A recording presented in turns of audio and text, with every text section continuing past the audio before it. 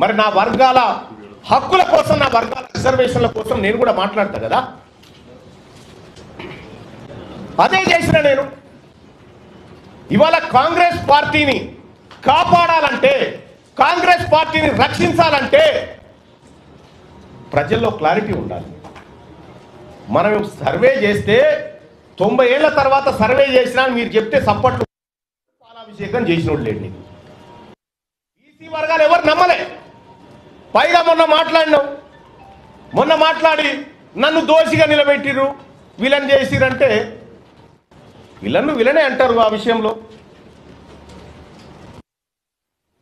విలనే అంటారు. ఆ విషయంలో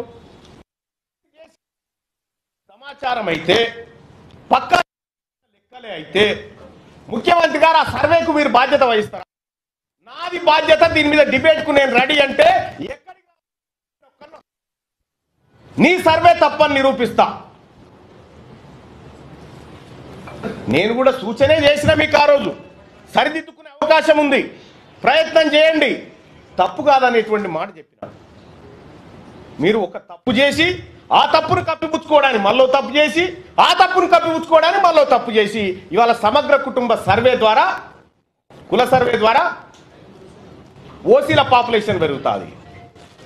2011లో మనమే చేసినాం కదా సెన్సస్. ఆ రోజు తెలంగాణ రాష్ట్రంలో జనాభా 44 లక్షలు ఉంటుంది. 44 లక్షలు ఉంటుంది. ఇది ఎట్లా సాధ్యం? ముస్లింలు ఎవరు పిల్లలు మధ్యలో సమగ్ర కుటుంబ సర్వే వదిలేద్దాం, కేసీఆర్ చేసింది. మన సర్వే ఎక్కడ పొందడం లేదు కదా.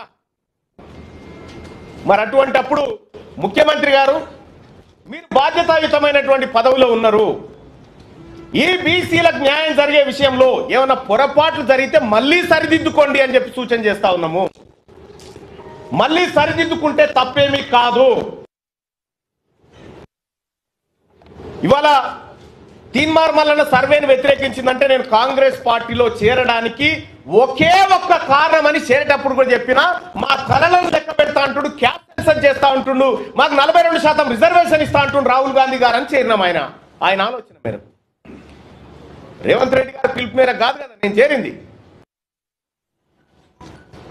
ఆయన ఆలోచన మేరకు చేరినాం. అదే నాయకుడు రాహుల్, ఓ బీసీ నాయకులారా, బీసీ ఎంపీలారా, మీకు అన్యాయం జరుగుతుంటే మీరు మాట్లాడరా అని చెప్పిండు. మరి ఆయన చెప్పిందే నేను చేస్తా ఉన్నా, ఆయన చెప్పిందే నేను చేస్తా ఉన్నా. చేస్తున్నటువంటి సందర్భంలో బీసీ పడతా ఉంది, బీసీలందరూ ఐక్యం చేస్తా ఉన్నారు, దీన్ని ఎట్లయినా అణచివేయాలనేటువంటి ఒక కార్యక్రమం చేస్తా ఉన్నారు. ఈ చరిత్ర ఇటువంటి వాళ్ళని కొన్ని వందల మందిని చూసింది ఈ గడ్డ, ఈ నేల. అందరం ఎల్లకాలం భూమి మీద బతకడానికి రాలే. ఇవాళ మనం ఒక పని చేస్తే తరతరాలు గుర్తుండాలి. గా బీపీ మండల్ గారు చేసిన పని, గా జయశంకర్ సార్ చేసిన పని, వాళ్ళు చేసిన పని తరతరాలు గుర్తుంటుంది. ఇప్పుడు మీరు పని చేస్తే మీ మంత్రులకే మీ పేరు యాదకి వస్తలేదా? అందుకోసమే ముఖ్యమంత్రి గారు ఇది మిమ్మల్ని పరిపాలన చేయమని అప్పగించినటువంటి సందర్భంలో మీరు తీసుకున్న నిర్ణయం తప్పని చెప్పిన. తీన్మార్ మల్లన్న తగలబెట్టింది కులగణన సర్వే రిపోర్టు తగలబెట్టిన నేను. ఇలా తీన్మార్ మల్లన్న ఏం చేసిండో 2010 గాంధీ గారు కూడా అదే చేశారు. Manmohan Singh government UPA 2 government తీసుకొచ్చిన ఆర్డినెన్స్ చింపి చెత్తగుట్టలో బారేసిండు. ఇలా నేను చేసింది గదే. మన నాయకుడు రాహుల్ గాంధీ గారేమో మీరు నోరు విప్పండి, మీకు అన్యాయం జరుగుతుంది అంటాడు. ఇక్కడనే మీరు నోరు మూయిస్తా ఉన్నారు బీసీలై. ఇవాళ బీసీ నాయకులు మాట్లాడితే కోమటిరెడ్డి వెంకటరెడ్డి కో న్యాయం, రాజగోపాల్ రెడ్డి కో న్యాయం, వాళ్ళైతే చిన్నగానే తెచ్చిరా నిన్ను. నేను మిమ్మల్ని అన్నది కూడా లేదు. మళ్ళా మీరు చేసిన కార్యక్రమాన్ని వ్యతిరేకించిన, ప్రభుత్వ నిర్ణయాన్ని వ్యతిరేకించిన.